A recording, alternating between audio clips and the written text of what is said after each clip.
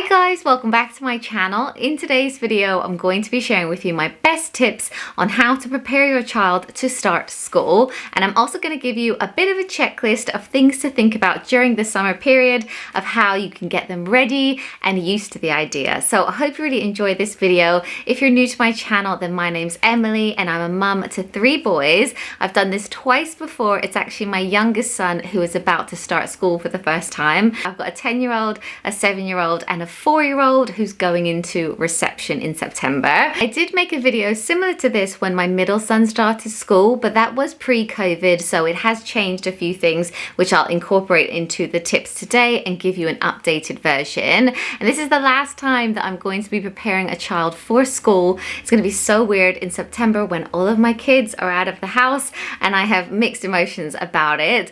But I hope you enjoy these tips. I feel like it's quite comprehensive. If you do like it, give it a big thumbs up. And if you're new, I would love you to subscribe if you like this content. But with all that said, let's get into the tips. So my first tip is to talk about school throughout the summer, get them used to the idea of going and excited as well. I know so many people this year couldn't do settling in visits because of COVID, and that was the case for the school that my son's going to as well. But what they did do was a Skype call and also gave us printouts of our teachers' photos with their names so that I can show them to Jackson, talk about his teachers, and then he can sort of start to recognize them. But throughout the summer, we'll be talking about the school name, we'll be talking about just silly things like, oh, I wonder if Mrs.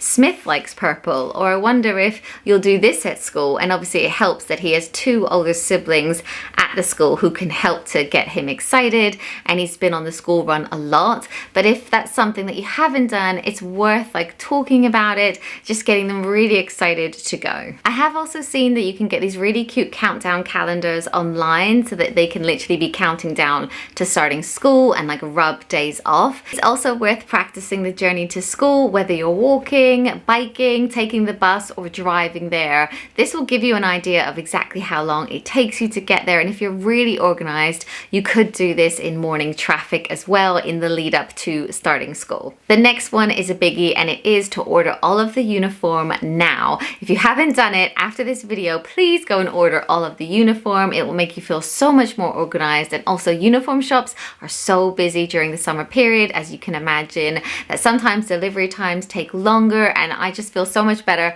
when it's all done, it's here, it's labeled, like I'm sorted for September. You'll also want to do like a full try on as well, and then you might need to make changes, so it's really important that you do it early if you can.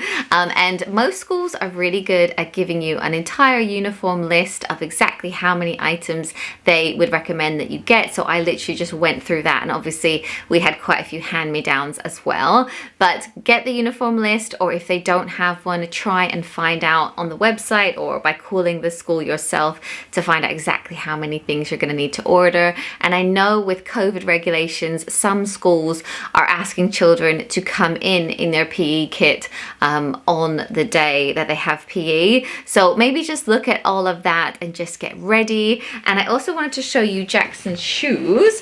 His little school shoes have just come, and another tip is to make sure that you get Velcro shoes so it's very easy for them to get them on and off themselves.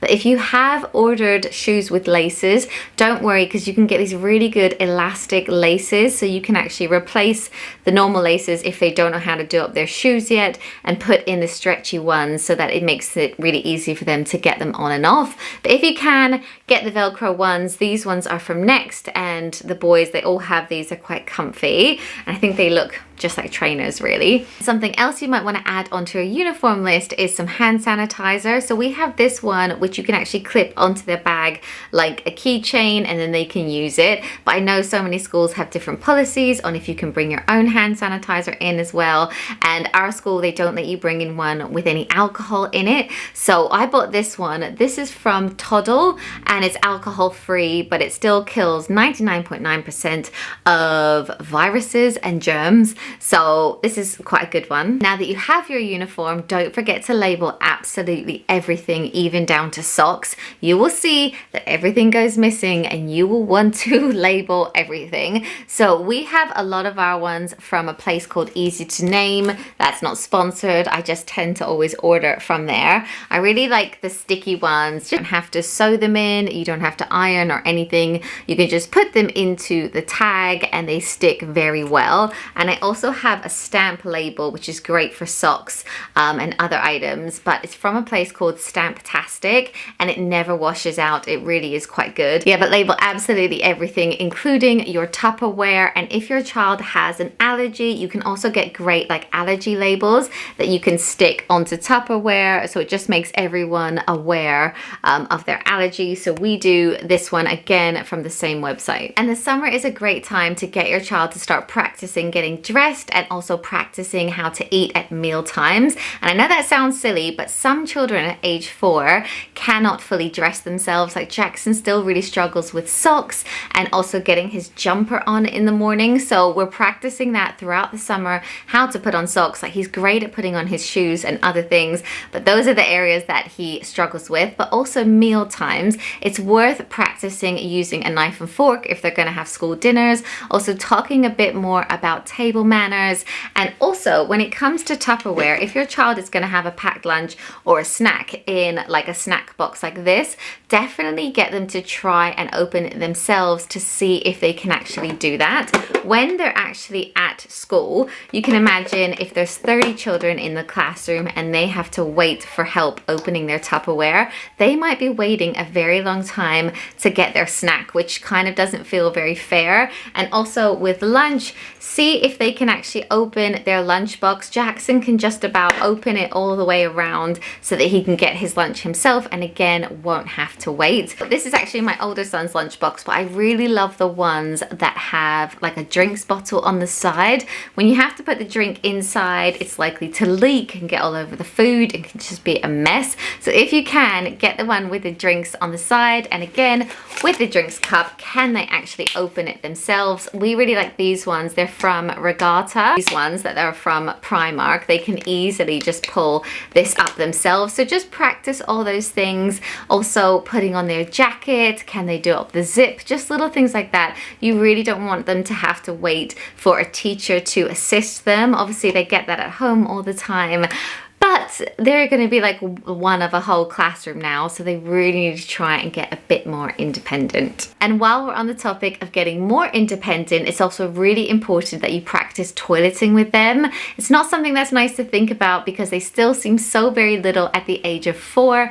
But when they start school, teachers are not allowed to help them in the toilet. There's also 30 kids in the class, so they probably don't even have time. So it's really important to prepare them to do all of that themselves once they start. So I know some kids, especially girls, they seem so very independent in this area when they're very young, but can they pull down their school trousers okay? Like I actually really like to get Jackson the elasticated trousers so that it's nice and easy with no buttons. Can they remember to wash their hands? Can they do everything themselves? Can they wipe?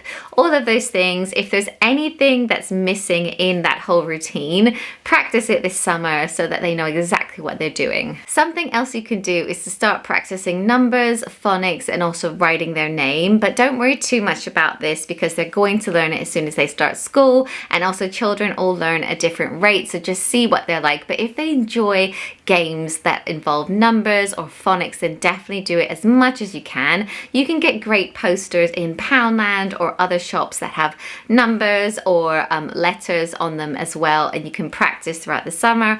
Also writing their name, you can do the dot to dot for them and get them to start practicing that if they're not sure yet. But even if they can't write their name, if you can just get them to recognize it, that's really helpful, because when they start in the classroom, often they'll get given like a coat hook, which will have their name above it. They'll have a tray, which will have their name on it. So as long as they can just recognize their name and know that that is theirs, then that is a really good start. You can also talk about numbers just in everyday life by asking questions like, oh, how many bananas do we have left? Or what we do whenever we're out and about, if we have to walk up or down stairs, I'll hold Jackson's hand and we'll count every step, and he really likes doing that. You can also read during the summer. Just keep reading books as much as you can. I know sometimes the evening routine goes a bit like off during the summer period, but if you can keep reading, that's great. And there's also so many things like flashcards, or also some amazing apps for kids where they can practice their phonics and numbers as well. And my next tip is to make friends as much as you possibly can. And I know this is going to be more tricky during COVID times, but if there's a way that you can get in contact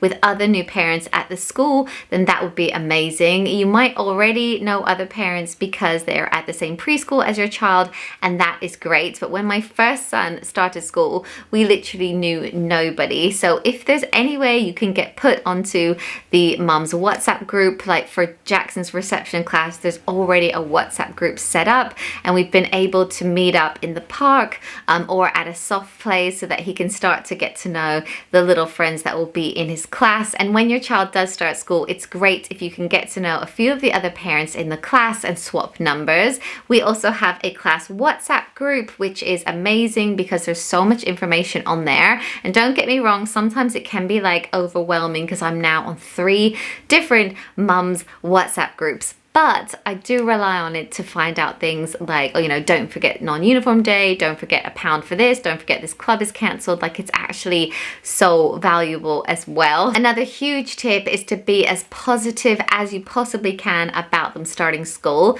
Your child will take their social cues from you. So if you're anxious, nervous, sad about them starting school, they will pick up on that and they will probably mirror it as well. So even though I feel emotional about my youngest starting school, I have actually every single time, I try and just hold it together on that first day until they're gone, and then literally break down as soon as they're in the classroom. Just try and be as upbeat, like it's gonna be great, you're gonna meet so many friends, you're gonna love it. Like, just be so positive, because they will pick up on it if you're nervous and you show it. And something else that we have is a little school morning chart, which just has their routine on it. And I actually made a printable of this that's free on my website, so I'll link to it down below and you can print it out if you want to use it. But I've also seen some amazing ones online that are actually pictures or magnets of like, get dressed, brush your teeth, wash your face, eat your breakfast, etc. But if it's a completely new routine for them,